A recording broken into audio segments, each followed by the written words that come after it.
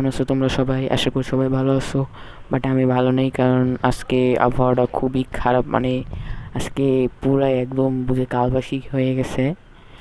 পুরা বৃষ্টি টিষ্টিতে গাছপালা ভেঙে পড়ে গেছে গা। তারপরে হয়েছে কি, আমাদের বাসার পাশে একটা বড় আম গাছ ছিল, সো এটা পেরে গেছে। না, আমি খুবই হ্যাপি, কারণ হচ্ছে গিয়া এইগুলো আর কি। বাট মুডটা একদমই ভালো নেই, কারণ আজকে কোনো অতটা সুন্দরভাবে ভিডিও বানাইতে পারছি না, আর ভিডিও বানাইতে পারলাম না। সো এখন কি করবো, গাধার মতো বসে বসে বৃষ্টি দেখতেছি। সো তোমাদের একটু দেখাই, বাট তোমরা আমার তোমার গাধা বানাইতেছি এটা মনে করো না।